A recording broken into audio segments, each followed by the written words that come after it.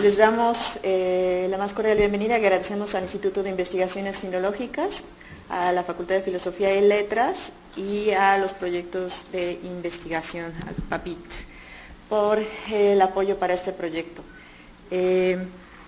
Vamos a dar inicio a la mesa, primero con estos agradecimientos, pero también aprovechemos para hacerles una presentación breve del proyecto en el que se inscribe este conversatorio.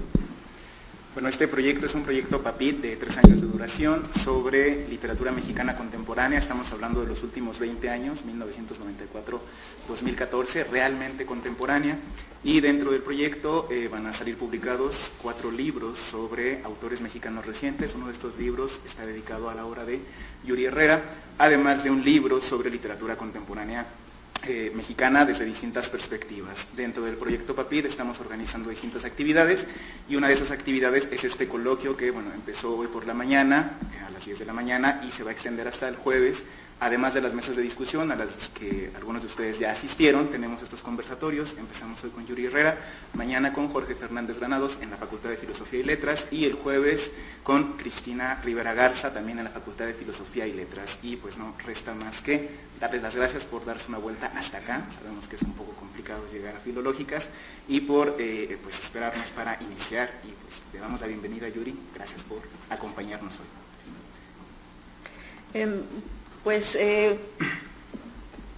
Quizá podríamos ahondar muchísimo en las razones por las cuales se seleccionaron estos 4 autores, tanto para sacar los libros críticos el próximo año.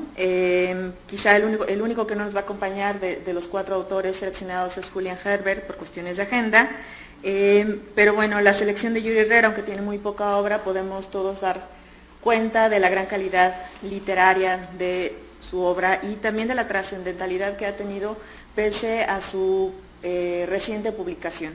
Así que vamos un poco a recuperar el tiempo de espera y vamos a darle la palabra ya directamente a Yuri Herrera. Vamos a trabajar vamos a conversar sobre las 3 líneas generales de investigación del proyecto de PAPIT, que serían a grandes rasgos, la literatura mexicana en el contexto de la literatura global y mercado, estética, política y sociedad, y la diversificación de tecnologías de la palabra, ¿sí? Entonces hemos trabajado con Yuri una serie de tópicos que no son realmente preguntas, y para ir dirigiendo la conversación y que ustedes también tengan al final de la charla tiempo de hacer preguntas, resolver inquietudes, comentarios, etc. Entonces, quizá podríamos empezar un poco con tu recorrido de vida, con tu recorrido académico, con tu recorrido como escritor. Algo por lo que nos interesa un poco hablar de esto es porque hemos platicado en varias ocasiones, y es bastante interesante, sobre la movilidad de los escritores mexicanos en los últimos años, la migración que han tenido hacia otros espacios académicos, hacia otras comunidades literarias, ¿no? Entonces quizá podríamos empezar por ahí y ahondar al respecto, ¿no? Muy bien. Bueno, buenas tardes. Gracias primero por la invitación, gracias por esperar. No necesito darles a ustedes detalles sobre la imprevisibilidad del tráfico en esta ciudad. De verdad que teníamos pensado llegar a tiempo, pero bueno. Un poco sobre lo que he estudiado, cómo empecé a escribir, todo esto. Ya sé que suena como a cliché, pero ni modo, a veces hay que abrazar el cliché. Yo desde muy chico quería escribir, ¿no? Es decir, tengo algunos cuentitos de cuando era niño, y ya antes de llegar a la universidad tenía claridad que era algo que yo quería hacer, es decir, lo había empezado a hacer seriamente, había empezado a escribir cuentos que trataba de publicar, algunos los había publicado, a los 17 años, y conforme lo recuerdo, más extrañeza me recuerdo, tuve una pequeña columna en un periódico que desapareció en Pachuca, y era una columna que se llamaba La Guillotina, donde hablaba de libros y a veces hablaba de chismes de mis amigos, y a mí me sorprende mucho que me dejaran hacer lo que quisiera, pero que fue algo que me sirvió mucho. Y yo tenía claro que quería escribir, y por eso mismo yo tenía claro que no quería estudiar literatura, ¿no? Para mí era un axioma que ahora entiendo que es verdaderamente estúpido, pero en ese entonces tenía lógica para mí, que si quería hacer literatura no podía meterme a un aula a ponerme a diseccionarla. Digo que es estúpido porque, bueno, al paso del tiempo lo que he podido comprobar es que quien quiere escribir va a escribir. La gente escribe en las condiciones más distintas posibles. Gente desempleada, gente con 5 hijos o gente que está en las mejores condiciones. Es decir, eso no es algo que te vaya a marcar definitivamente. Es cierto que a veces la academia, si uno toma demasiado en serio los discursos que están hechos para la crítica, como si fueran discursos hechos para la creación, sí pueden convertirse en un obstáculo. Pero, digamos, eso es algo que no es una maldición, es algo que puede ser superado. Pero bueno, esta era mi lógica y esta es la razón por la que yo estudié ciencias políticas. Estuve aquí, no sé si estoy señalando correctamente. ¿Sí? Acá, sí. Estuve en ciencias políticas en una época en la que además era muy interesante estar en esa facultad. Yo entré en 1989, entonces era la época en la cual teníamos que hacer algo para sacar al Salinas del poder. Evidentemente no fuimos muy exitosos. Es la época de la derrota del sandinismo, la época de la caída del muro de Berlín, y para mí fue un periodo intelectualmente muy, muy rico, porque además no solo estaba estudiando yo ciencias políticas, sino que además fui adjunto de un profesor de teoría social, que yo espero que esta costumbre ya haya desaparecido en la UNAM, que faltaba muchísimo él, y entonces me encargaba, a veces me llamaba media hora antes, y me decía, no voy a llegar, así es que por favor haz una clase sobre la introducción a la filosofía del derecho de Hegel, ¿no? Y yo lo intentaba, ¿no? Entonces, como sea, bueno, nunca dejé de escribir ahí, publicar algunos cuentos, escribí una media novela muy mala, y después de eso estuve como un poco vegetando en la ciudad, publicando aquí y allá, dando algunos cursitos, y decidí que tenía que alejarme de esa dinámica. Me fui en un programa de intercambio que todavía existe con Francia a dar clases, y me fui a Orleans, que es una ciudad muy bonita e increíblemente aburrida y anodina, a una hora de París. Ahí escribí otra novela que tampoco, y un libro de cuentos que ninguno de los cuales tiene por qué ser publicado, nunca jamás. Pero terminando esa experiencia yo sabía que no quería regresar a lo mismo, y opté por irme a hacer una maestría en creación literaria en El Paso. En ese entonces El Paso tenía 2 maestrías en creación literaria, una era Creative Writing en inglés y otra creación literaria en español, y a mí me tocó el proceso en el cual se convirtió en una sola maestría bilingüe, ¿no? ¿Para qué sirven estos programas? Yo creo que estos programas, tanto como los talleres, no pueden mágicamente convertir a alguien en escritor. Lo que sí pueden darte es un espacio para dedicarle mucho tiempo a la escritura, y además te confronta con una serie de lectores críticos que de algún modo te entrenan para lo que va a ser el momento en el cual tú ya publiques y te expongas al juicio de otros lectores, ¿no?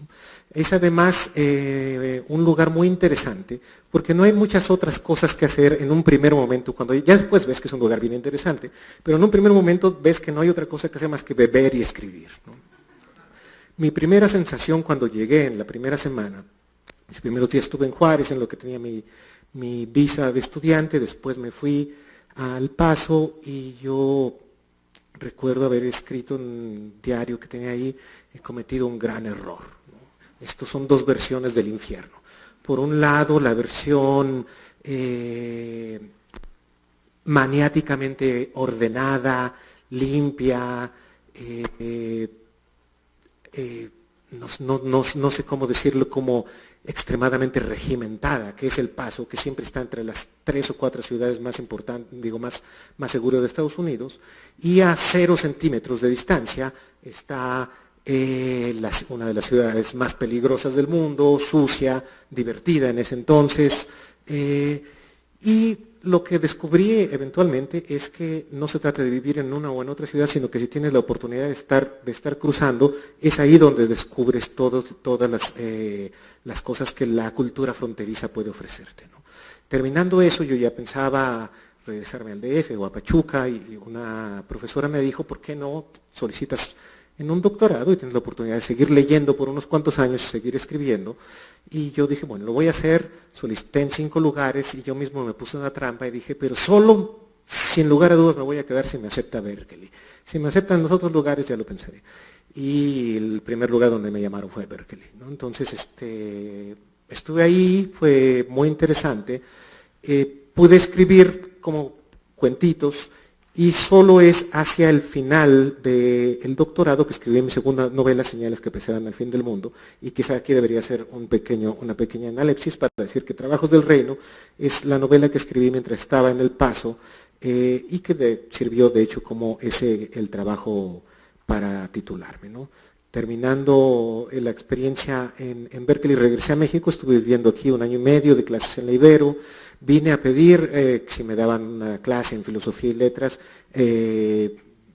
prácticamente, bueno, quizá no debo decirlo de la manera en la que se los conté el otro día, no les interesó a mí, no les interesó lo que yo tenía que decir. También traté en políticas y tuve un éxito similar. Entonces regresé a Estados Unidos porque había una opción de dar clases en la Universidad de North Carolina en Charlotte.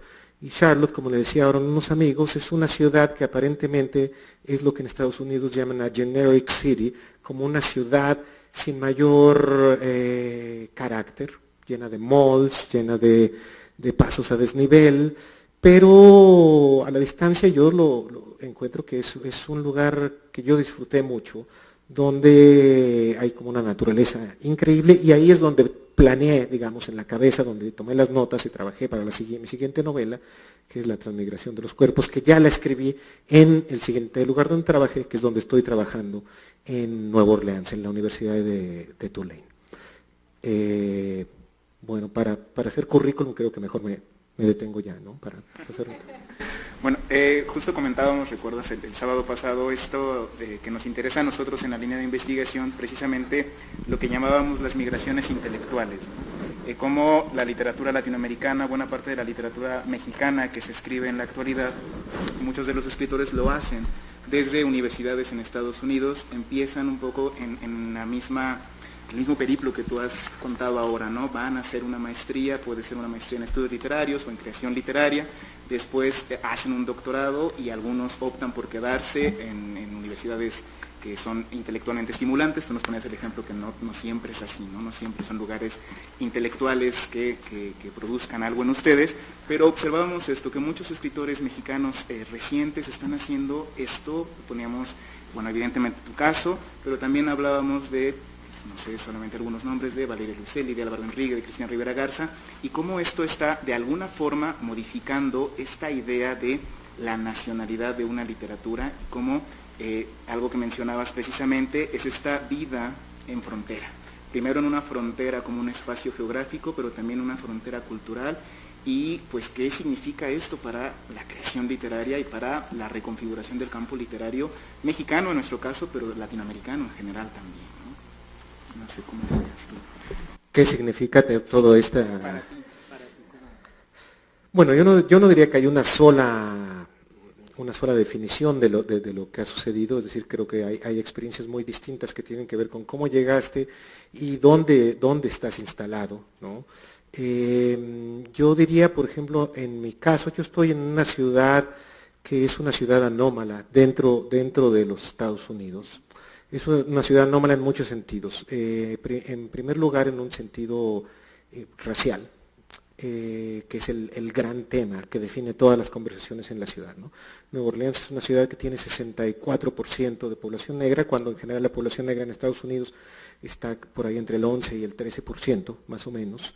Es una ciudad además con una población latina muy atípica en términos de cómo pensamos la migración latinoamericana hacia Estados Unidos. La migración latinoamericana más vieja que tiene Nueva Orleans es una migración hondureña que viene de las compañías petroleras y de las compañías bananeras. Esto cambió después de Katrina, cuando empezaron a llegar inmigrantes de El Salvador, de México, curiosamente de Ecuador y de Brasil, pero la población hondureña sigue siendo básicamente la población más importante ahí. Inclusive es una ciudad en la cual, así como en otros lugares, por ejemplo en Los Ángeles, a cualquier inmigrante hispano le dicen mexicano, aquí a cualquier inmigrante hispano le dicen hondureño, ¿no? Entonces yo soy un hondureño ahí en ese sentido. Hice este preámbulo porque esto tiene que ver con las maneras en las que tú te involucras o no con la ciudad y con las diversas comunidades que están en esta ciudad, ¿no? Yo estoy en la Universidad de Tulane, que es una universidad privada, que es como un gran espacio para trabajar, pero que por ejemplo tiene un tema que a mí me parece muy grave, digamos, ¿no? Que es que en una ciudad con 63-64% de población negra, la universidad tiene menos de 5% de estudiantes negros, ¿no? Es como entrar al campus, es entrar a un lunar extraído de Boston y puesto aquí, ¿no?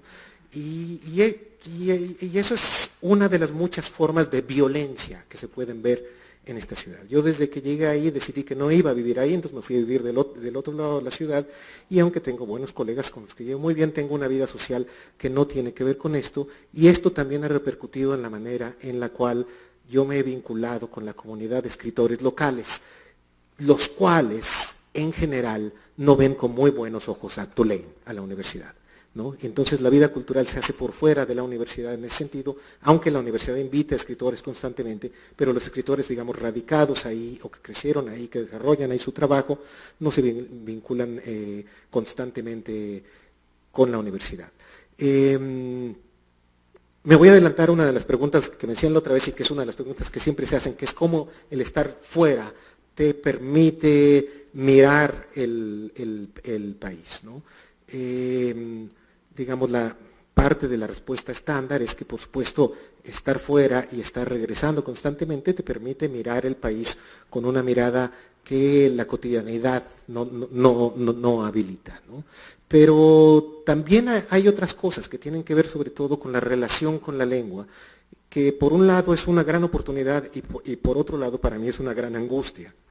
Yo creo que si uno no está viviendo con la lengua que le sirve de la materia para escribir, de algún modo está envejeciendo su oficio y está envejeciendo las posibilidades de lo que puede decir. Porque, bueno, estando allá, bueno, leo los periódicos de aquí, parte de mi trabajo es estar leyendo permanentemente literatura en español y sé que me van a despreciar por esto, pero escucho a Ciro Gómez Leiva por la mañana, o aún peor, escucho a López Dóriga por la tarde, pero bueno, es parte de mi relación. Pero si no estás en un espacio, como puede ser cualquier espacio en la ciudad donde estás, en el cual la lengua no está constreñida por las normas de los medios de comunicación, o por las normas de la academia, o por las normas editoriales, entonces no estás viendo cómo cambia la lengua, ¿no? Esa es una de las razones por las que yo trato de venir todo lo que puedo, porque aunque, digamos, de lo que escribo es algo que se informa de los lugares por donde he estado y de la experiencia del viaje, finalmente mis preocupaciones siguen siendo mis preocupaciones por el lugar donde crecí, donde está mi familia, donde están casi todos mis amigos, y el lugar sobre cuya política y cultura pienso más, que es México, ¿no? Entonces esto tiene limitaciones, por supuesto, y tiene algunas otras cosas, algunos otros aspectos que te abre la distancia. Creo que he hablado mucho y no estoy seguro si contesté. Sí, claro. Y bueno, también en relación con esto comentábamos en la reunión previa que tuvimos contigo, cómo precisamente esta migración que tú muy bien has descrito ahora influye precisamente en la creación de un lenguaje distinto, en el caso de tu obra, y me parece muy importante esa reflexión que haces sobre cómo sientes que al estar alejado de esta comunidad, por llamarlo así, el lenguaje que empleas puede envejecer, ¿no? En este sentido observamos ciertas estrategias en tu obra para construir un lenguaje que me parece muy interesante, se ubica en estos dos espacios, o se ubica entre estos dos espacios y entre estas dos temporalidades de, como tú lo bien mencionaste, lo que te preocupa es México, el pasado, tu infancia, lo que está acá, pero estás escribiendo desde allá, ¿no? Y eso cómo se traduce entonces en la creación, pues podríamos pensar de una poética del lenguaje o no. Bueno, son distintas cosas. Lo primero que diría es que yo tengo como uno de mis principios del oficio que mi materia de trabajo no se limita solo a esto de lo que estaba hablando, aunque esto es muy importante. Es decir, que para mí es tan válido utilizar el léxico aprendido en una cantina como en la literatura medieval, como en los comerciales o como en los memes en Twitter, ¿no? El material está ahí y el asunto más bien es qué es lo que tú haces con ello, ¿no?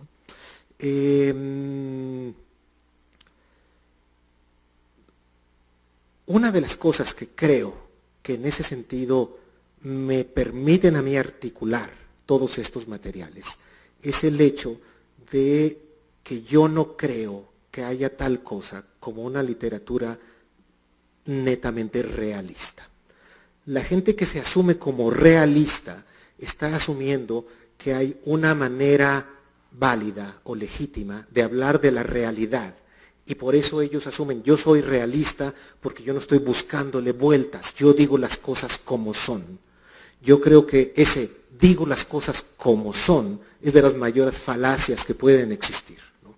Para mí, la literatura es justamente, en algún sentido, la refutación de eso.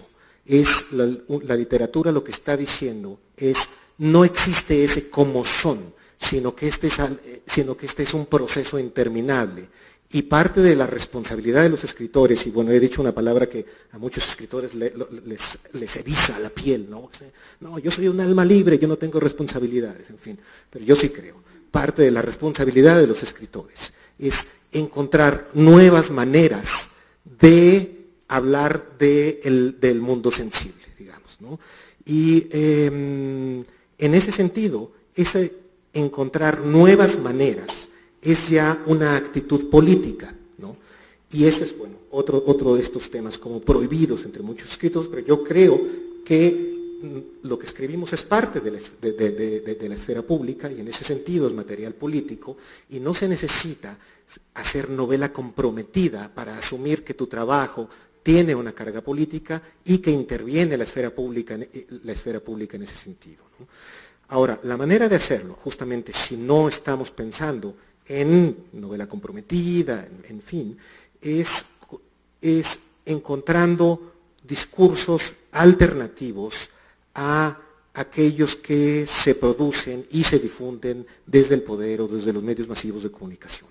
Una de las maneras en las que yo lo hago pasa por un ejercicio lúdico, que es elegir palabras que en un primer momento en realidad no tengo idea para qué me sirven, pero que conforme voy articulando, conforme voy armando las historias, voy encontrando conexiones subterráneas, a veces conexiones simplemente fonológicas, y me aferro, digamos, a la libertad de que estas palabras que puedan definir una historia no tienen que venir de un solo espacio.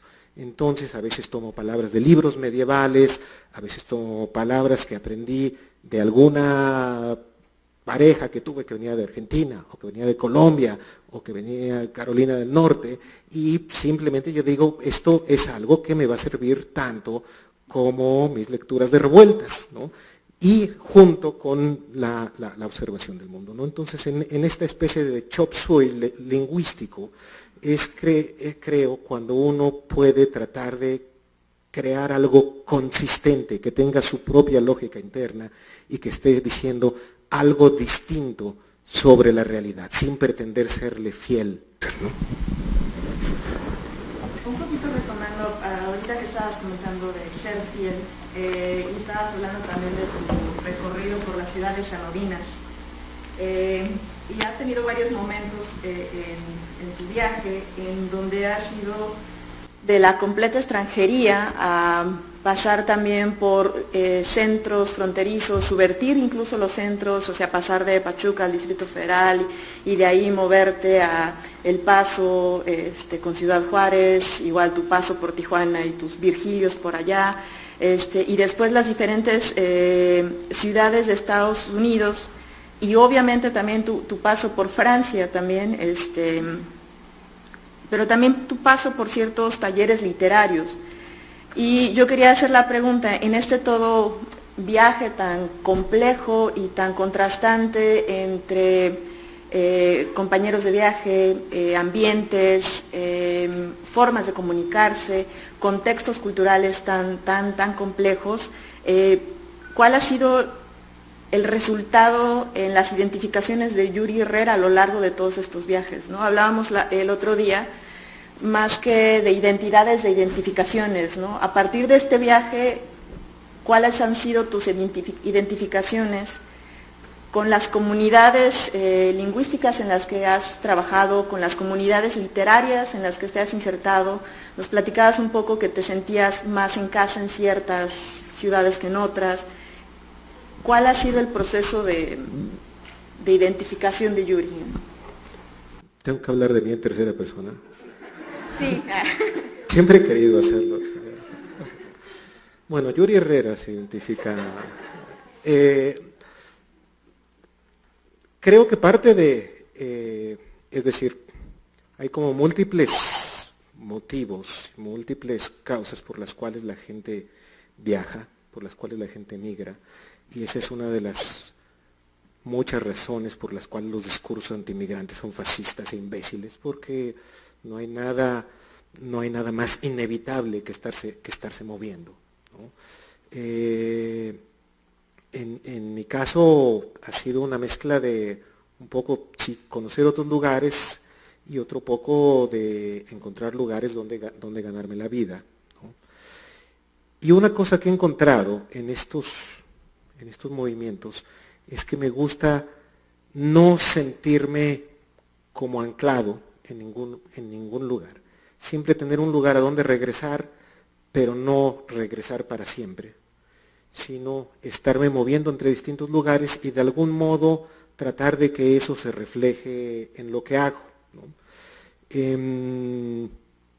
Uno de los lugares donde me siento más a gusto justamente es en Nueva Orleans, pero tal vez esto sea un poco patológico porque es un lugar donde prácticamente fuera de la universidad no hablo con nadie, ¿no? Es decir, es una ciudad que me gusta mucho caminar y es una ciudad, para que me entiendan, hace poco escribió un cuentito, una revista inglesa, me pidieron que escribiera 8 narraciones breves en inglés, es la primera vez que lo hago, nunca había escrito directamente en inglés. Y entonces uno de ellos decía, cuando voy a los bares blancos, soy un hombre de color. Cuando voy a los bares negros, soy un blanco. Y cuando voy a los bares latinos, soy el mamoncito de clase media que quiere reconectar con sus orígenes. Por eso bebo solo, ¿no? Por eso bebo a solas. Entonces, digamos, esto es un poco la explicación de esto. Siempre he sido un poquito antisocial, ¿no? Esto de poder hablar frente a un micrófono es algo que más o menos he desarrollado gracias a dar clase durante mucho tiempo y terminando invariablemente prácticamente colapso, ¿no? Porque es como un gran esfuerzo para mí. Y también es un misterio cuál es el lugar en el cual tú te vas a sentir más cómodo que en otro, ¿no? Yo le tengo mucho cariño a Berkeley, donde viví, porque es un lugar como muy activo culturalmente, es un lugar interesante dentro de la historia de los Estados Unidos, y en retrospectiva yo siento que es un lugar al que ya no regresaría a vivir nunca. Y en cambio, por ejemplo, esta ciudad de la que hablaba, en Charlotte, en Carolina del Norte, en retrospectiva lo pienso como un lugar donde fui muy feliz, entre otras razones, porque, por ejemplo, esa universidad donde di clases era una universidad pública con una gran población migrante, con una gran población de adultos, y pocas veces yo he encontrado estudiantes que tienen tal aprecio por la oportunidad de estar estudiando, ¿no? Cosa que no me ha sucedido en otras universidades donde cada estudiante que se inscribe en tu clase se inscribe bajo el entendido de que es una especie de Foucault en chiquito, ¿no? Y digo, pero yo no podía esperar eso, ¿no? En cada lugar encuentras una cosa distinta y uno no sabe cómo esto poco a poco se va integrando en lo que haces. Eso se descubre, creo, a posteriori. La experiencia de escribir en inglés, ¿queda por ahí interés en seguir con este experimento? Bueno, escribo muchos correos electrónicos en inglés, que es distinto, ¿no?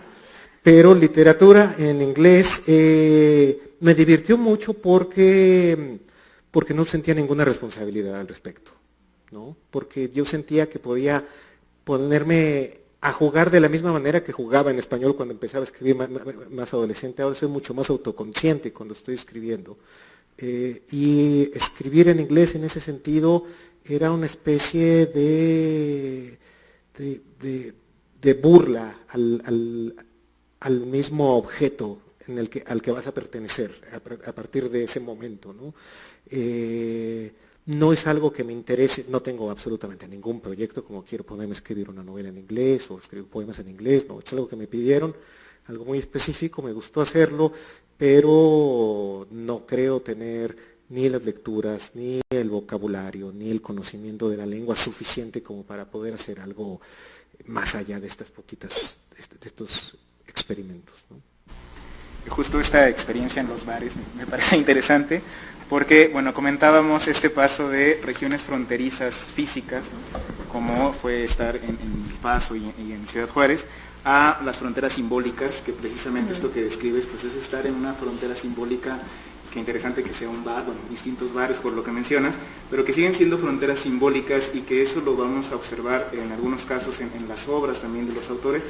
Recuerdo que no querías que habláramos mucho de tu obra y creo que lo estamos haciendo tal vez demasiado, pero espero que no, espero que eso no cause un colapso más fuerte aún, ¿no?, al final. Y en relación con esto de las fronteras, de las migraciones, algo que nos interesaba era un poco esto y que lo inscribimos dentro del proyecto, que una de sus líneas tiene que ver con los mercados, es precisamente la relación de los escritores latinoamericanos con estas nuevas industrias editoriales y en el caso específico de tu obra, el elegir, bueno, ya nos comentaste, pero está bien esto que lo comentes ahora, ¿por qué elegir una editorial como Periférica para publicar y pues cuál es la relación dentro de lo que se puede decir con esas otras editoriales que sí tienen un catálogo ya de todos los latinoamericanos ahí, ¿no? Alfaguara, Anagrama, Tusquets, todo eso. Sí, no, antes de contestar eso, quería contestar algo sobre la primera parte cuando estabas preparando la pregunta, porque me acordé de una cosa que se me pasó que es muy interesante sobre Nueva Orleans. Pero voy a contestar a esto. Y antes de Nueva Orleans voy a hacer una pequeña delta. Hay una novela de un escritor británico que se llama China Miéville, que si alguien ha leído la ciencia ficción británica reciente, ¿no?, él es como de los más importantes. Tiene una novela que se llama The City and the City, que para mí fue verdaderamente luminosa. Es una historia en la cual tú tienes un mismo espacio, en el cual dos comunidades llegaron, no se sabe bien si al mismo tiempo, en distintos momentos, y reclamaron el mismo lugar, ¿no? Pero son dos comunidades que nunca se reconciliaron, y que tuvieron guerras, y que tuvieron enfrentamientos, hasta que llegaron a un único acuerdo, que ninguna de estas comunidades iba a advertir la existencia de la otra, que iban a ocupar el mismo espacio, pero iban a crear un delito, que es la única pieza de legislación, digamos, que comparten las dos comunidades, según la cual es ilegal darte cuenta de que existe el otro, ¿no? Y yo recuerdo que cuando yo lo estaba leyendo, yo decía, esto es Nueva Orleans, y lo pensaba a partir del fenómeno migratorio en la ciudad, porque Nueva Orleans es una ciudad que tiene una identidad dentro del imaginario estadounidense muy definida, ¿no?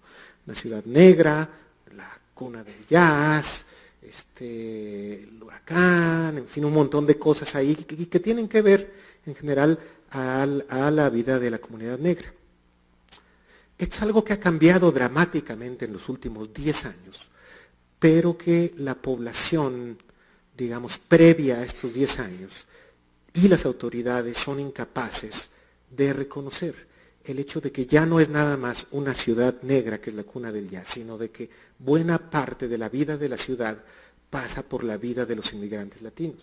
Hay 2 estaciones de radio en español, en una ciudad que, para que me entiendan, es del tamaño de Pachuca. Mucha gente piensa que Nueva Orleans es una gran urbe. Nueva Orleans tiene 400,000 habitantes, con la zona conurbada llega a 900,000. ¿no? Tiene 2 estaciones de radio en español.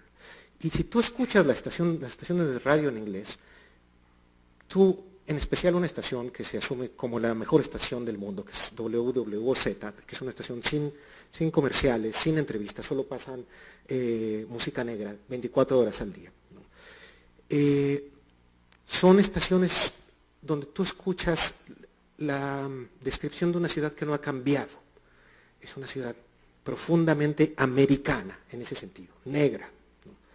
Y si tú escuchas las otras estaciones, son estaciones que están en el mismo lugar y que tienen su propia movida musical, que tienen sus propios abogados que se anuncian ahí, que tienen sus propios supermercados que se anuncian ahí y que nunca se tocan, que están en el mismo lugar pero que aparentemente no advierten la existencia el uno del otro. ¿no? Entonces este es un tema que a mí me interesa mucho. No sé muy bien cómo lo voy a ligar con otra parte de la respuesta, pero vamos a decir que ya lo hice. Entonces, el asunto con Periférica es que yo no escogí publicar con Periférica de entre otras 10 opciones donde yo dijera esta es con la que me voy a sentir mejor y todos ustedes váyanse al carajo. Yo hubiera publicado con quien me hubiera enseñado mi mimeógrafo en ese momento y ya, es decir, yo tenía un libro publicado en México, en Tierra Adentro, en una edición que era muy bonita y a la que prácticamente nadie le hizo caso, y yo seguía escribiendo y quería volver a publicar ese libro, no tenía opciones, y un amigo que en ese entonces estaba viviendo en España, estaba haciendo una maestría en edición, me puso en contacto con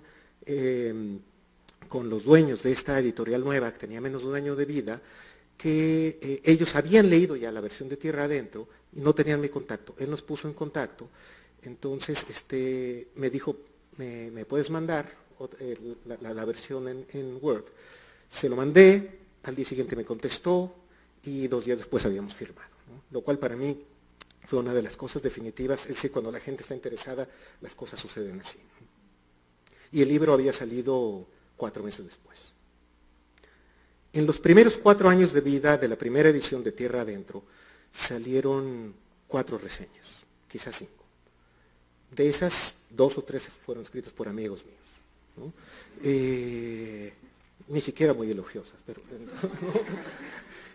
en los primeros 4 meses de vida del libro en España, salieron como 30 reseñas.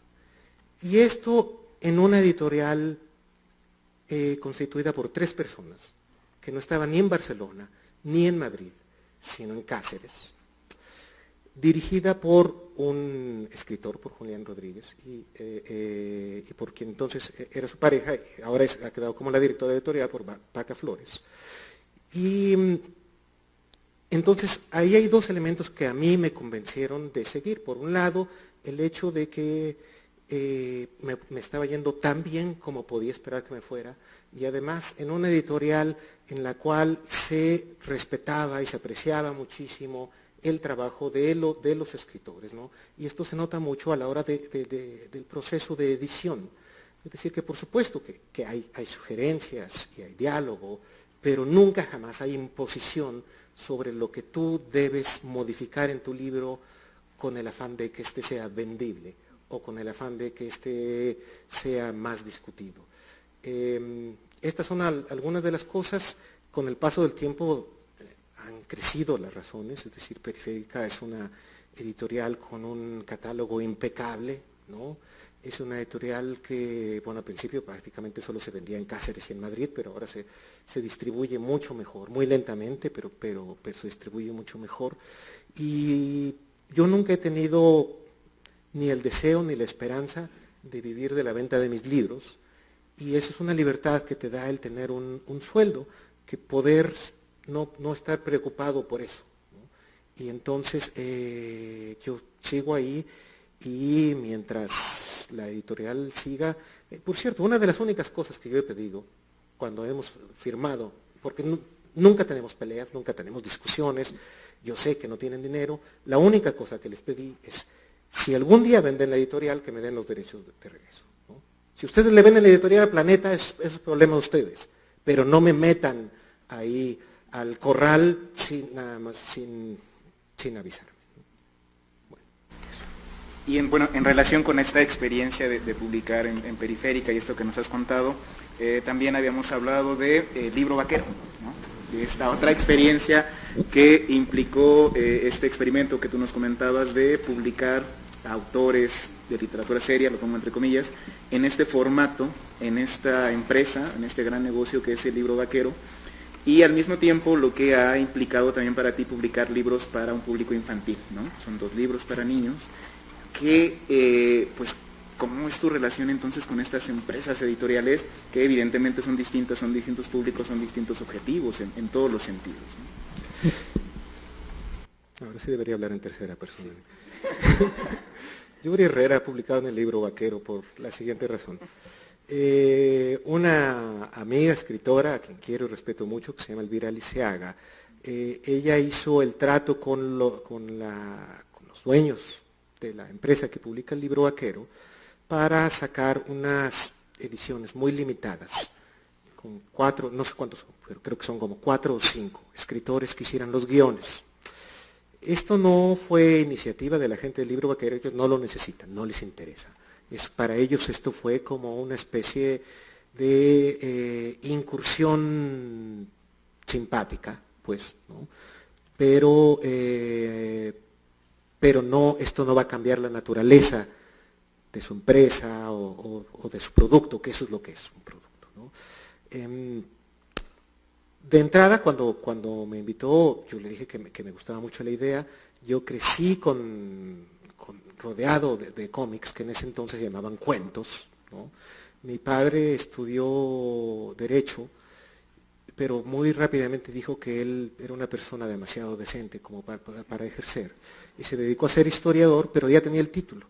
Y una de las pocas cosas que hizo como abogado fue divorciar al señor de un puesto de periódicos en Pachuca, que durante años nos regalaba cuentos, ¿no? Entonces teníamos muchísimos, pero no leíamos ni el libro policíaco, ni el sensacional de traileros, ni el Libro Vaquero. Pero yo pasaba buena parte de mis vacaciones en casa de unos primos en Actopan, y un tío mío tenía una biblioteca borgiana del Libro Vaquero, ¿no? Sí, eran verdaderamente como paredes enteras, ¿no? Y yo empecé a acercarme nada más por los dibujos de las muchachas ahí, que son como de esas primeras imágenes que torcieron mi camino moral, yo creo. Y por supuesto son las que más se te quedan, ¿no? en la cabeza. Entonces, cuando me propusieron esto, yo dije, sí, por supuesto, y no tenía pero dije, ¿y ahora qué hago? ¿Qué es lo que me ha pasado varias veces cuando acepto un proyecto? Digo, sí, y después digo, ahora no tengo la menor idea cómo hacerlo. Y entonces fue como uno de esos momentos en los que, por alguna razón, supe exactamente lo que tenía que hacer. Y bueno, a mí me gusta mucho Shakespeare. Entonces dije, voy a adaptar Otelo. Esto es perfecto. En Luisiana, donde yo estoy viviendo, ¿no? Y entonces mi personaje se llama Otis y es un negro que luchó contra el ejército de la Confederación, es decir, luchó con el ejército del norte. Yo creo que la mejor frase de mi guión es cuando está Otis en un caballo y está disparándole a un soldado de la Confederación y le dice, el presidente Lincoln te manda sus saludos, ¿no? Digo, la historia es básicamente la historia de Otelo, ¿no? Es un general que tiene que sufrir ciertas intrigas y de repente tiene que enfrentar el supuesto ataque de otro ejército que viene, que en la obra Un huracán se lo lleva, y aquí yo también pensaba, bueno, pues en Luisiana todo el tiempo hay huracanes, y bueno, él es un negro, pero al mes es un negro cimarrón, entonces mi versión se llama Un general cimarrón, porque él con su familia había huido a las tribus de los indios de Luisiana que había por ahí. Entonces, esto se supone que iba a salir hace unos meses, se pospuso, parece que ahora, a mí no me han dicho nada, pero lo he visto que lo han promocionado, parece que va a salir últimamente. Esta misma sensación de aceptar algo y después no saber cómo vas a llevarlo a cabo es lo que me sucedió con mi segundo libro infantil, con Sexto Piso, porque tenían una selección de, una serie de libros para niños, pero con temas, digamos, difíciles, por decirlo de algún modo, ¿no? Y gracias a que a mí se me ha etiquetado como narcoescritor, ¿no? Me dijeron, ¿quieres escribir un libro sobre la violencia para los niños? ¿No? Y yo dije que sí. Y después no sabía muy bien qué. Y la manera en la que me aproximé a eso fue simplemente ponerme a observar a mi sobrina, a mis ahijadas, a mis sobrinos, a hablar con ellos, a preguntarles. Y yo simplemente, el desarrollo de la historia es muy sencillo, es una niña, la historia se llama Los ojos de Lía, es una niña que ve algo horrible que sucede en la calle, y yo no quise que ese algo horrible fuera una metáfora, ¿no? Es decir, como que la niña ve que se cae un melón, y esa es metáfora de una muerte, ¿no? Sino es una niña que ve un cadáver, porque los niños de ahora no necesitas estarles dando metáforas porque pues, ven un montón de esto, ¿no? Pero que no encuentra quien le explique esto, ni en la escuela, ni sus padres, ni la televisión, y que de algún modo ella modifica su mirada, por eso se llama Los ojos de Lía, para desarrollar ciertas aptitudes emocionales para entender lo que está sucediendo, ¿no? Y así termina el cuentito, para aprender a bailar otra vez. Entonces, bueno, no tengo una política de cómo me relaciono con estos otros espacios editoriales. Es algo que va sucediendo un poco caóticamente, como de la revista inglesa donde me pidieron eso, ahora me pidieron participar para hacer el guión de un musical, pero son cosas que no busco, sino que van saliendo y me gusta no quedarme como en un solo nicho. Un poco sobre esto hablábamos primero sobre la dificultad que tiene cada uno de los formatos para ti de estas nuevas introducciones. ¿Qué sacas? ¿Cómo emprendes estas nuevas aventuras literarias? Y por otro lado, ¿cómo cambia la noción de escritor, por ejemplo, en Los ojos de Lía, donde hay un trabajo conjunto con un ilustrador, pero también en el libro Vaquero, por ejemplo, en donde, como tú dices, para el negocio es un lujo, un chiste que no tiene nada que ver con lo que realmente ellos consideran la figura del autor, ni los fines que ellos tienen dentro de la empresa, ¿no? ¿Cómo cambia tu experiencia en los formatos y cómo percibes el cambio del papel tuyo o del papel del autor? Bueno, eso es a mí de las cosas que más me interesan, ¿no? Como salirte de tu espacio de confort. El mayor desafío para mí ha sido el libro infantil, sin lugar a dudas, por varias razones. En primer lugar, porque a un niño lo puedes obligar a estar con el libro abierto, pero no se trata de eso. La idea es que el niño lo lea porque quiere leerlo, ¿no? Y no porque lo están obligando, que es como yo me enseñé a leer, es decir, por placer, ¿no? Y eso era una experiencia que yo quería reproducir. Y el desafío ahí está en tener un lenguaje sencillo sin ser un lenguaje simplista, y en no ser paternalista, y en no querer echar rollos fáciles, sino apostarle a la inteligencia de los niños, pero también teniendo en cuenta pues los límites en términos de su formación. Tanto en el caso de Los ojos de Lía como en el caso del libro Vaquero, yo no tuve ningún contacto con los ilustradores, sino que yo hice esto y yo conocí al ilustrador de Los ojos de Elía, que se llama Patricio Beteo, que es uno de los mejores ilustradores que existen en el país, cuando ya estaba el libro. Y es muy curioso porque él había entendido exactamente cuáles eran para mí ciertas imágenes fundamentales y además había entendido exactamente cómo yo quería que se viera la niña. Es muy impresionante porque yo había tomado como uno de los modelos de cómo era la niña a la hija de un amigo mío de Pachuca, y que cuando salió el libro yo se lo enseñé, le dije, se lo enseñé, y vio que se parecía muchísimo a ella, ¿no?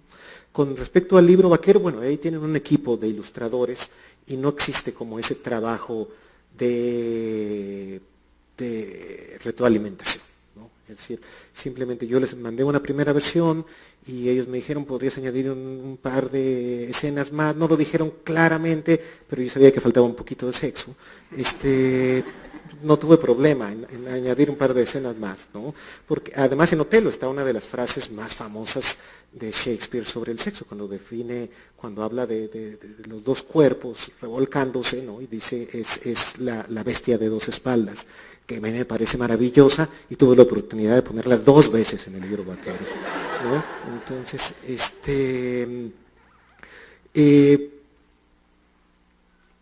hice un trabajo con This American Life, que es probablemente el programa de crónicas más importante de Estados Unidos. Me pidieron que fuera a Ciudad Juárez a investigar sobre la mujer que había matado a unos choferes.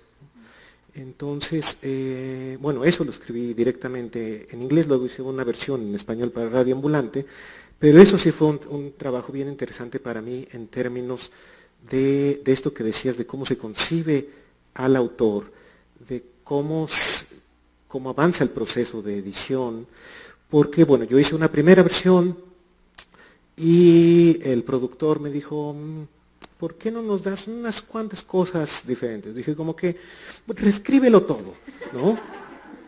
Y mañana mañana. Entonces, lo volví a hacer y me dijo, está muy bien, pon estas 2 cositas y mañana hacemos una sesión por Skype y ya no me acuerdo cómo se llama esto en Google, donde vas tú modificando en Google Text, ¿no? Con los editores y los fact-checkers. Entonces yo estaba de un lado en Nueva Orleans y del otro lado tenía 5 personas en Chicago discutiendo línea por línea, ¿no? Y esto para mí fue una cosa absolutamente nueva y que además pone en cuestión toda la supuesta soberanía del autor. ¿Cuál es mi autoría sobre eso cuando tengo a 5 personas discutiendo por distintas razones cada línea del texto?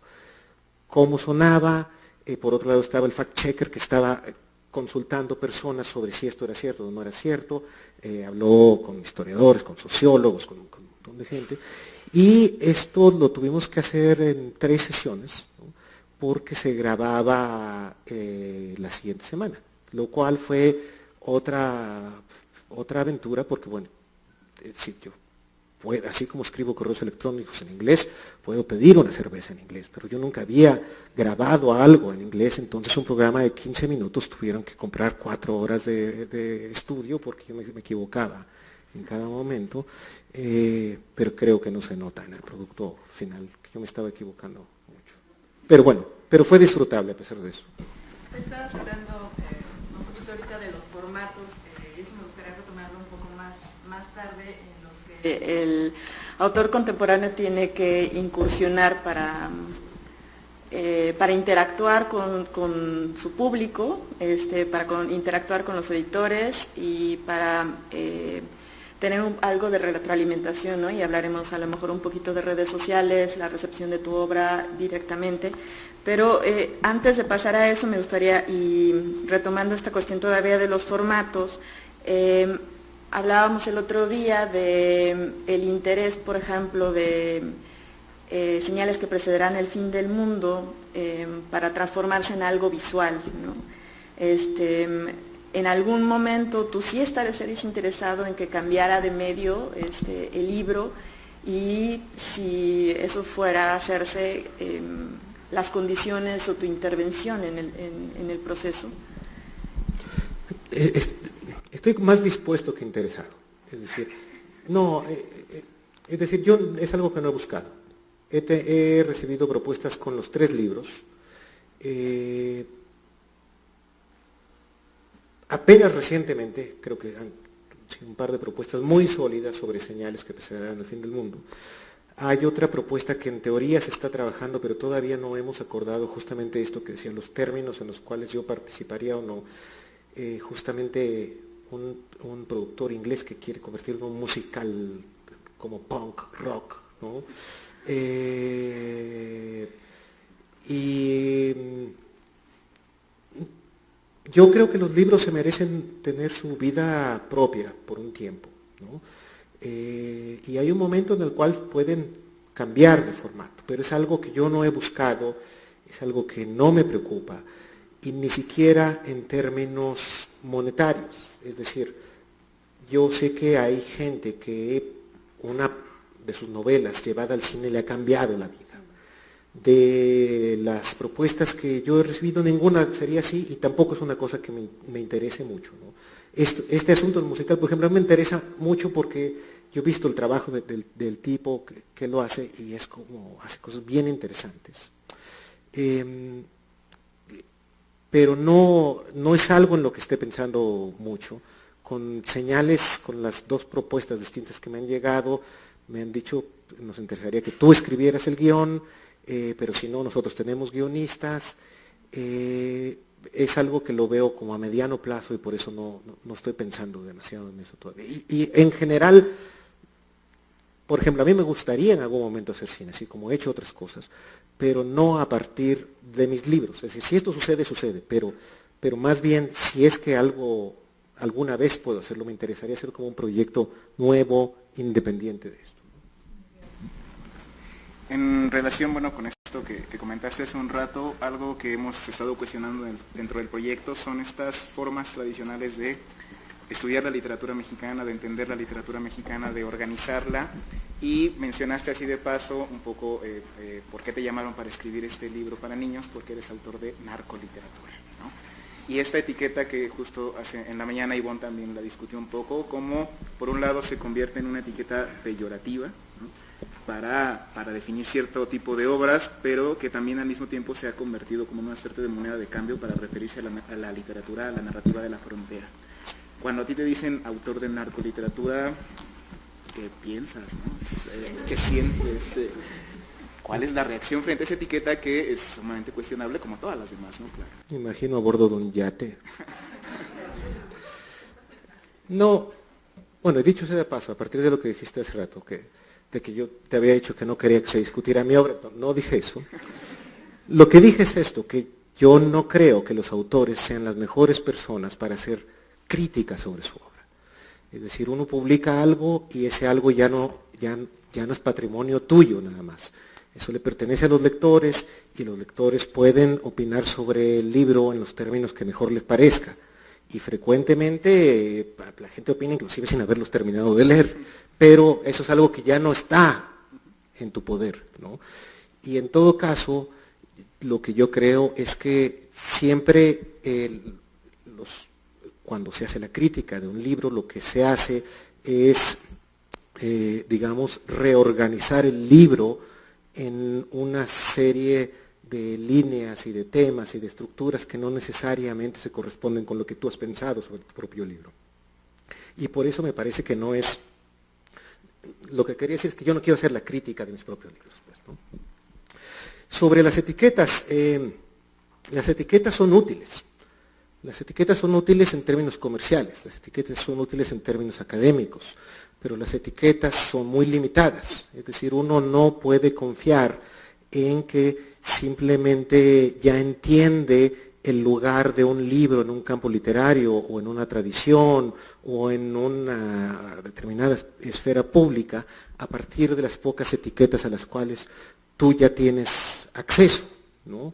Es decir, porque si hiciéramos eso, tendríamos que pensar que Madame Bovary simplemente es una novela sobre la infidelidad, cuando son muchas otras cosas, ¿no?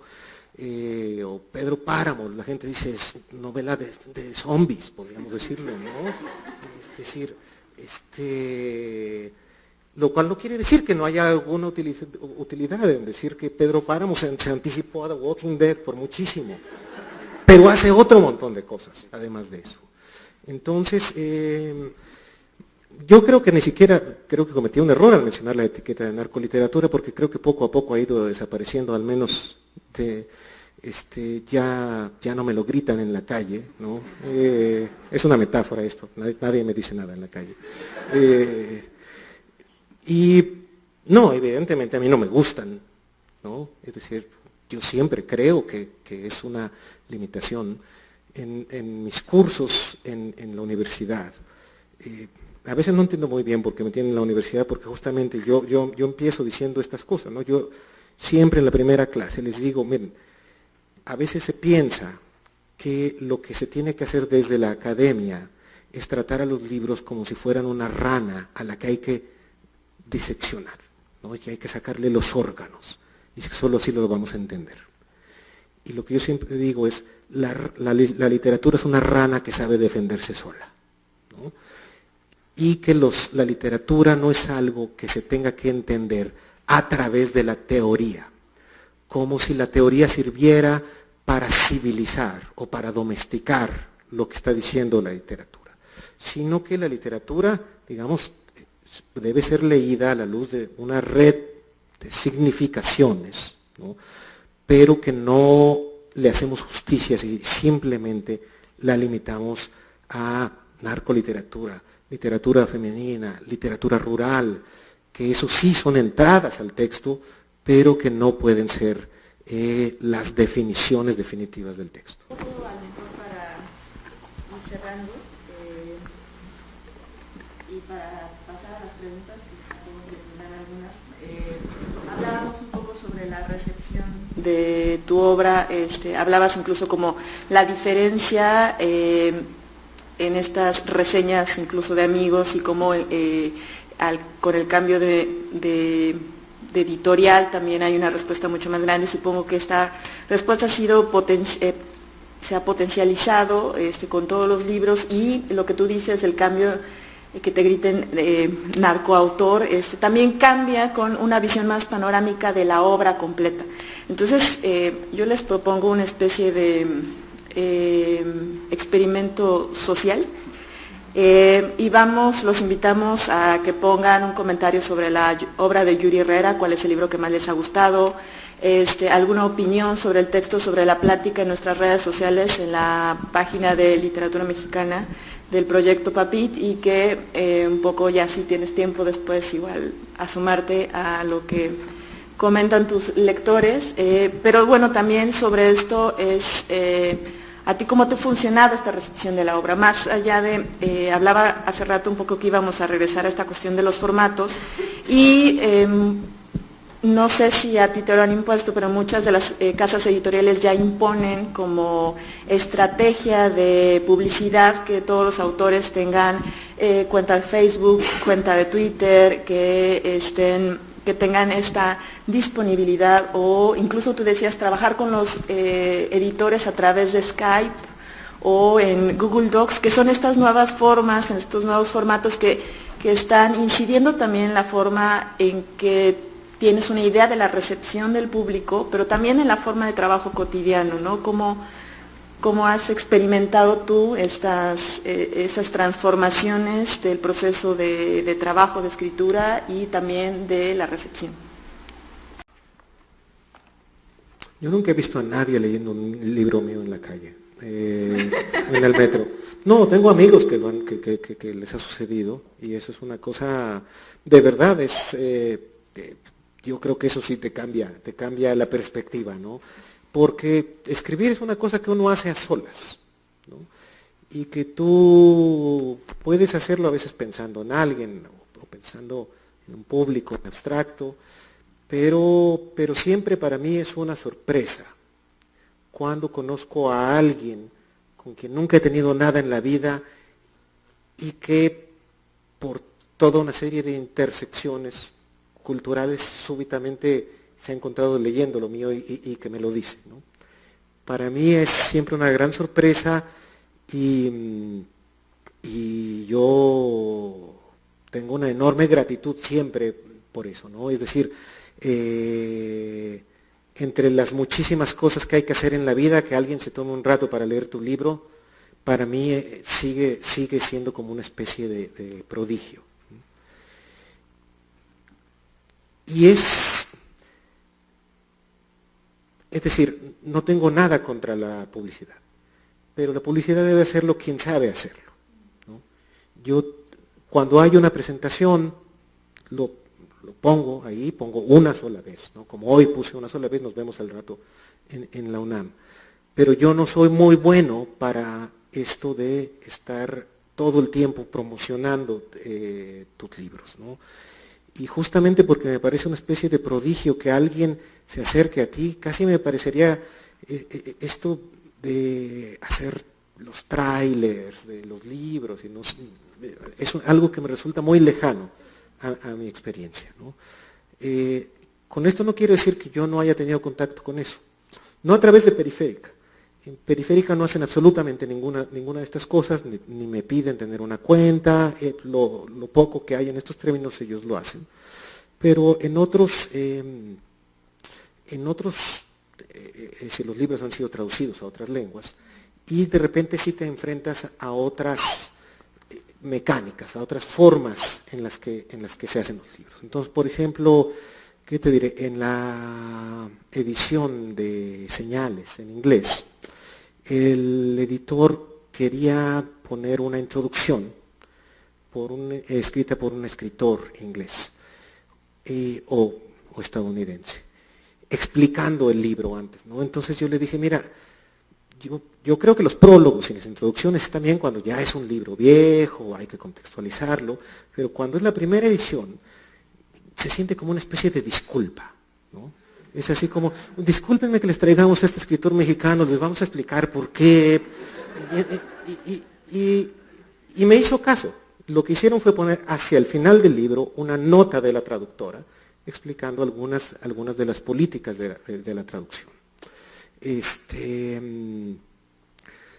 A veces cuando he viajado a presentar algunas de estas traducciones, sí hay como ciertas cosas que tienes que hacer, ¿no? Así que tú acabas de decir, este experimento social, me ha tocado hacer cosas parecidas, ¿no? Pero es algo a lo que no le dedico mucho tiempo. Yo entiendo que es algo que se tiene que hacer y mejor que lo haga quien sabe. Hay profesionales de esto. Parece que pasamos a la sección de preguntas. No sé si hay un micrófono, ¿cómo le hacemos? No. En su ronca voz. Bueno, pero podemos compartir. Sí. Sí. A mí, no sé si es una sensación mía, pero me parece que construyes tu estilo, esa vieja palabra, por sustracción. O sea, hay unas pocas palabras que te gustan y trabajas con casi un microvocabulario. Pues nunca te lo había preguntado, pero creo que es un buen momento para preguntarlo. Si es esto cierto o es una sensación de un lector equivocado. No, yo creo que hay algo de eso en distintos sentidos. En algunos libros, no en todos ha sido igual. He hecho este procedimiento de no solo hacer la lista de palabras que me gustan y que creo que son parte del núcleo del libro, sino también de palabras que yo creo que no deben ser mencionadas por una razón o por otra. Por ejemplo, en el caso de Trabajos del Reino, es el caso más claro, donde sí tenía en la pared una lista de palabras que no tenía que mencionar, y que no se vio porque de todas maneras son las palabras con las que me etiquetaron, ¿no? Entonces, en ese libro nunca está la palabra narcotráfico, ni narcotraficante, ni drogas, ni frontera, ni México, ni Estados Unidos, lo cual no ha obstado para que la gente diga que es una novela sobre el narcotráfico en la frontera entre México y Estados Unidos. Pero eso es una decisión del lector. Es decir, hay lectores que no lo ven así, y hay lectores que no están al corriente de este discurso, ni de estos espacios, ni de este imaginario, y que lo pueden leer en los términos en los que estos silencios y estas ausencias habilitan, ¿no? Y a mí este es un procedimiento que quizá no de manera tan estructurada, pero que me ha servido en otros textos. Es decir, no como una obligación, decir tengo que hacerlo, sino insisto, como una cosa lúdica. ¿Por qué decirlo así si puedo decirlo de otra manera? ¿Por qué decirlo en la manera en la que se ha dicho tantas veces si tenemos una cantidad interminable de palabras para describir algo que está siempre cambiando, ¿no? Entonces, todo libro tiene silencios. Yo trato de estar un poco más consciente de cuáles son esos silencios y de que eso en esos términos articule una estrategia narrativa, ¿no? De cuáles son las cosas que no me sirven porque se han gastado o que no me sirven porque son clichés y en ese sentido darme la oportunidad de dejar el texto ser intervenido por toda esta otra serie de influencias. ¿Alguna otra pregunta? ¿Comentario? Yuri, cuando empezaste justamente la charla, tocaste el tema de la alusión a la literatura de corte realista. De alguna manera, en la tradición mexicana, la conceptualización del realismo está muy vinculado con cierto tipo de estilo, vocabulario, procedimientos narrativos, construcción de personajes, etc. En ese sentido, tus libros podrían ser a lo mejor leídos bajo un tono o una atmósfera de una construcción de novela realista. Sin embargo, también bajo esa misma etiqueta, en México tus libros no podrían ser realistas por el vocabulario y son radicalmente opuestos. Desde una posición, a lo mejor, aquí no te lo pregunto como autor, sino más bien como lector de literatura mexicana, donde se ha insistido mucho también en cierto tipo de diálogo o de confrontación entre en qué medio se debe de publicar o qué tipo de editoriales son más prestigiosas que otra, etcétera. ¿Tú cómo ves esta construcción de la literatura mexicana en el ámbito de la narrativa desde fuera? Es decir, los debates a lo mejor ahora son frontera, ¿no?, frente a centro, periferia. Pero tú estás alejado plenamente, ¿no? Tu posición como escritor radicado fuera del país te permite ver esta dinámica desde otra perspectiva.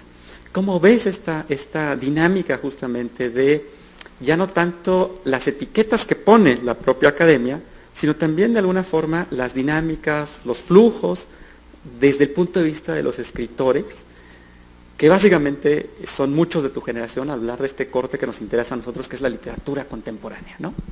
El debate entre ciertos espacios de poder que son revistas, el debate entre fronteras geográficas, ¿no?, desde las que a lo mejor Yepes está tratando de insistir ante a lo mejor cierto peso importante justamente de autores que radican en el DF. ¿Cómo lo ves tú en función justo dentro de este panorama de las producciones literarias que tú lees, que son básicamente los de tus compañeros de generación? Yo creo que una de las grandes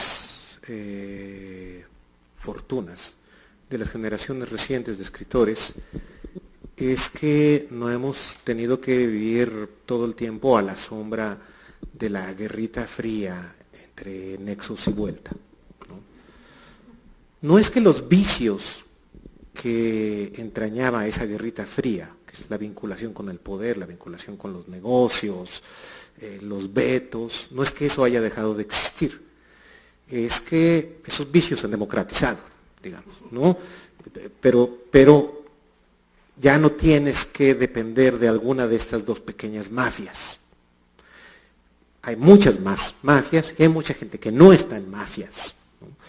Y hay una serie de elementos que han permitido que esto cambie radicalmente, porque yo creo que sí ha cambiado radicalmente. Una de ellas, y ya sé que no está de moda reconocer los méritos de las políticas culturales estatales, pero hay que reconocerlo.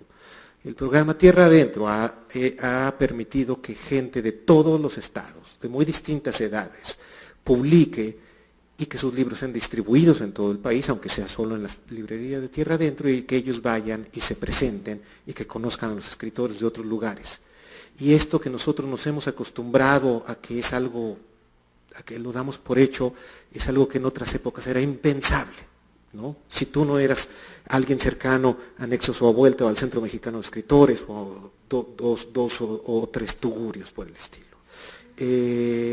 Por un lado, las tecnologías también han permitido que el publicarte a ti mismo sea algo más que sacar unas cuantas fotocopias que vendes en Coyoacán, ¿no? Es decir, y yo creo que hay algo heroico en la gente que hacía eso, pero era extremadamente limitado, ¿no? Es decir, te lo compraban por lástima 2 o 3 personas y ya. Y ahora, aunque haya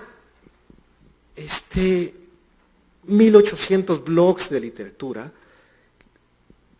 son extrañas las maneras en las que los textos van circulando y que sobreviven aún en el blog aparentemente más oscuro. Otras estrategias de autopublicación pasan inclusive, nos guste o no, por ejemplo, por la gente que se publica a través de Amazon, ¿no? Y también hay un prestigio nuevo en las editoriales independientes, que en otras épocas no existía, y que hay pequeños circuitos de circulación y de distribución. Todo esto cambia,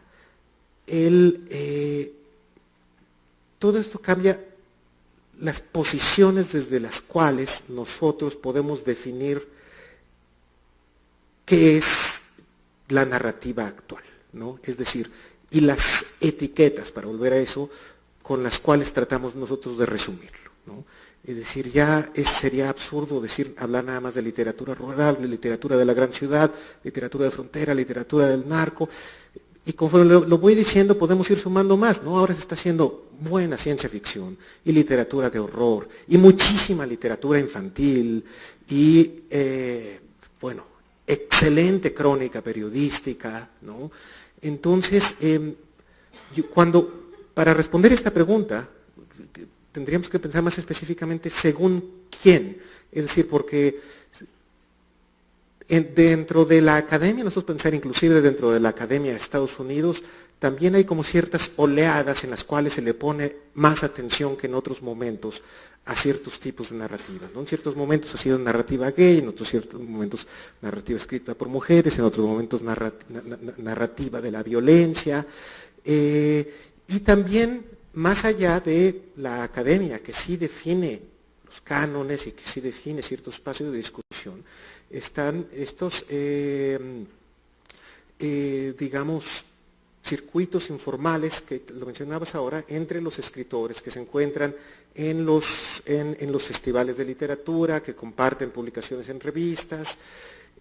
Y lo que yo diría, de manera general y provisional, es que, al menos en esto, en este aspecto de cómo los escritores de mi generación, o generación arriba, o un poquito abajo, ven la literatura mexicana, es que cada vez menos se ve como literatura mexicana. Es decir, que lo que yo encuentro es que en los escritores de más o menos de este rango, rango de edad, quiero decir, o de espacio en el cual empezaron a publicar, hay una serie de temas en común e inclusive de tratamientos del lenguaje en común, cada vez más, ¿no? Y tú lo puedes ver a veces en cosas que parecen insignificantes, pero como que los escritores colombianos y argentinos y peruanos ya utilizan la palabra pinche sin ningún problema, no como algo que les resulte ajeno, o que muchos escritores mexicanos ya utilizan la palabra follar y no coger. Y al principio a lo mejor era algo de pose. Sí, es que yo estuve de viaje en Barcelona, y así se decía allá, ¿no? Pero ya no es decir, ya hay como, y esto tiene que ver con la manera en la que las editoriales también, digamos, organizan sus grupos de autores.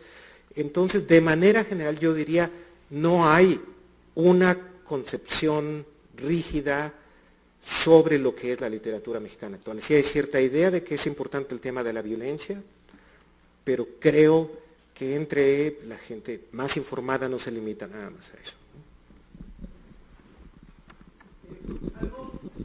Una pregunta que me parece interesante, que de cierto modo se relaciona con esto que comentabas ahorita, es tu relación y la relación de tus compañeros de generación que ves con la profesionalización de la escritura, es decir, formarse en el Centro Mexicano de Escritores, o formarse en la SOGEM, o formarse en programas de maestría en escritura creativa. Y me llama la atención porque en estos centros, en estos espacios de formación, hay cierta tendencia a manejar muchos registros y manejar muchos géneros. Es decir, hay que aprender a hacer guión, hay que meterse en algún momento con la poesía, hay que meterse con cierto tipo de narrativas, hay que meterse con guión radiofónico, televisión, etc. O sea, hay una multiplicidad y una pluralidad de registros con los cuales se tiene que dialogar. No es que esto no pasara con las generaciones anteriores, pero si uno piensa, por ejemplo, en gente como Rulfo, que tiene una obra nuclear y que todo lo demás que escribía siempre se ve como algo periférico, como algo que está en la órbita, que se rescata pero que no forma parte de la obra. O si pensamos, por ejemplo, en Efraín Huerta o en Revueltas y sus crónicas de cine, que apenas están empezando a recuperar porque no eran parte de la obra. ¿Hasta qué punto te relacionas tú con estas otras cosas que estás haciendo? Y si tú pensarías que también forman parte de tu obra. A lo mejor el experimento con el libro vaquero no, porque es más o menos contingente, pero ¿qué pasa con la literatura infantil? Porque ya es una literatura que empieza a ser más explorada por más autores. Digo, Ortuño va a sacar un libro infantil ahora. O sea, hay un montón de escritores que están publicando literatura infantil. O pienso en alguien como David Miklos, que tiene también muchos registros, que tiene una novela distópica, que tiene una novela erótica, que tiene una novela más en el tono lírico propio. O sea, en ese sentido, ¿tú cómo te relacionas con esa cantidad de exploraciones? Y si tú crees que tiene un pie en el tipo de formación que tienes. Y por otro lado, una parte que ya expusiste, la relación con Tierra Adentro. Una de las cosas que se mencionaban también es que había cierto riesgo en la homogeneidad de los que empezaron a publicar en los años 90 para acá.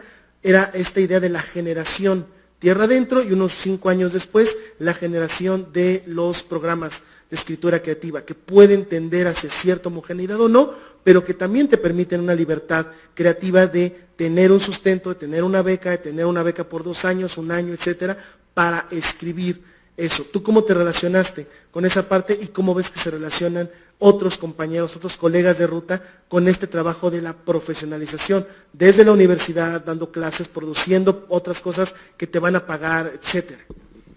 Bueno, de entrada yo no veo por qué lo del libro vaquero no tendría que estar dentro de mi obra. Ese es un trabajo que yo quisiera haber trabajado un poquito más, que lo hice relativamente apresurado. Y esa sería la única razón por la cual no me siento tan satisfecho de ponerlo junto a los demás, pero no por ser el libro vaquero. Y el asunto es que no tenemos manera de tener control sobre eso, de determinar qué exactamente va a ser lo que quede ahí, ¿no? Hace poco hablaba con un colega que estaba escribiendo un trabajo sobre unas cartas de Walter Benjamin, unas cartas que le había escrito a un amigo suyo sobre el asunto del sionismo, ¿no? Y entonces nosotros estábamos diciendo, ¿en quién actualmente las cartas serán una cosa importante dentro de su obra? Los correos electrónicos en los que mandas memes, ¿no? Es decir, oye, tenemos más intercambio de este tipo que nunca en la historia y es más irrelevante que nunca en la historia, aparentemente. No sé si haya gente que se tome el tiempo para escribir sus correos electrónicos como Benjamin los escribía y tengamos que hacer en el futuro una selección de los mejores DMs de alguien. Es un chiste, pero tiene sentido en términos de que no tenemos control exactamente sobre lo que va a ser relevante más allá de lo que ya está institucionalizado como relevante, ¿no? Entonces, yo trato, no siempre me resulta, pero yo trato de que cada cosa en la que incursiono sea hecha con la misma seriedad con la que he hecho las novelas, ¿no? Es algo que he aprendido sobre la marcha. Yo no tomé cursos para hacer estas cosas y a mí me parece bien que esto se enseñe en los talleres. Ahora, mi relación con Tierra Adentro, a mí Tierra Adentro me publicó. Tuve una beca de apoyo a estudios en el extranjero que no me renovaron porque no les gustó lo que yo les mostré que estaba haciendo, que era Trabajos del Reino, ¿no? Entonces solo lo tuve una edición. Y he sido jurado en una ocasión en Pachuca y me parece que esa es la relación que he tenido ¿no? Es decir, en muchas otras ocasiones he sido presentador, cosas así, he publicado un par de veces en Tierra Adentro, pero nunca he estado en el FONCA, no estoy en el Sistema Nacional de Creadores y no tengo una posición principista al respecto, es decir, tengo un sueldo, ¿no? Y me parece que esas becas, todas estas posibilidades son para gente que va a hacer un buen uso de eso para dedicarse a escribir, ¿no? Y tener un sueldo en un trabajo que te da relativamente tiempo para hacer tus cosas, me parece que es suficiente. Entonces, yo no solo no estoy en contra de las becas, sino que me parece que son necesarias y me parece que es una de las pocas cosas en las cuales el Estado mexicano tiene algo de qué enorgullecerse.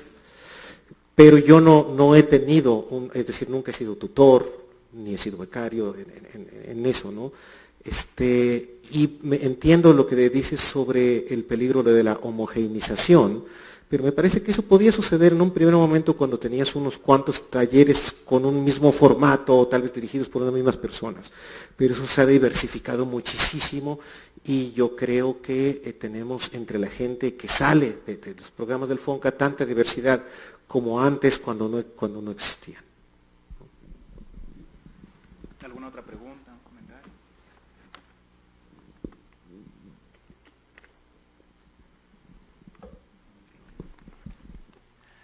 Bueno, parece que un tweet, nadie. Un tweet. Así es más fácil, la gente se expresa con tweets más libremente, ¿no? Sí, allá. Okay, ¿ves? Sí. Me llamo Jorge. Hola, Jorge. Al principio de la charla comentamos acerca de la importancia de las ciudades como El Paso, Texas, y el choque de culturas en la literatura. Yo recuerdo una charla en la facultad en la que platicamos acerca de cómo la vida del autor influye en la construcción de los personajes y de los espacios narrativos pues en su obra. Mi pregunta es, particularmente en señales que precederán al fin del mundo, ¿se ve reflejada alguna parte de esta vivencia y de esta separación geográfica y lingüística en personajes como Maquina? Sí, bueno, ese es un libro sobre un personaje en transición, ¿no? Y sobre un personaje que está dándose cuenta de cómo el mundo alrededor de ella está en transición, de que ella está cambiando y de que ve cómo los espacios entre los que se mueve son espacios que son mucho menos estables y mucho menos rígidos de lo que ella pensaba, ¿no? Tanto los dos países por los que pasa, como las lenguas que se hablan ahí, como las realidades que ella creía que conocía. Ahora, este es un libro en el cual, digamos, esa transición dramáticamente está escenificada por un río que ella cruza. Pero lo que yo creo es que eso que ella está viviendo, que yo entiendo lo que yo llamo como la condición fronteriza, es algo que no se limita a las fronteras físicas, a las fronteras estatales. Yo recuerdo, escuché una vez en El Paso una frase que es muy provocadora y que tiene mucho de verdad, aunque es increíblemente inexacta, de un tipo que decía, la frontera está ahí donde hay una tortillería, ¿no? Entonces, es increíblemente inexacta en el sentido en el que las fronteras siguen siendo lugares muy concretos, con alambradas y con perros y con gente armada y donde mucha gente muere. Pero es una frase muy precisa en términos de que toda esta otra parte de lo que sucede en la cultura fronteriza, que es el intercambio de bienes, el intercambio de bienes simbólicos, no nada más de bienes físicos, el intercambio de ideas, la creación de nuevas identidades, es algo que sucede no nada más en estos lugares donde tienes una aduana, sino en los lugares donde tú tienes comunidades que se han insertado en una realidad distinta y que no, aunque no sea el espacio fronterizo típico, hay algo ahí que los convierte en ciudadanos similares a estos otros que viven en la frontera física. Pero además, por otro lado, hay otra cosa que convierte los lugares más alejados de la frontera también en lugares fronterizos en el sentido policíaco. Es decir, hay nuevas leyes, no nada más en Estados Unidos, pero notablemente en Estados Unidos, que permiten que, por ejemplo, un médico notifique si llega alguien sin papeles, y eso convierte efectivamente a ese médico en un perro guardián fronterizo, ¿no? Y entonces esto hace que también estas otras dinámicas se repitan. Entonces sí, bueno, Maquina para mí es un personaje fronterizo, pero lo que quería decir es que la condición fronteriza es algo que no depende solo de eso, de cruzar físicamente esa frontera.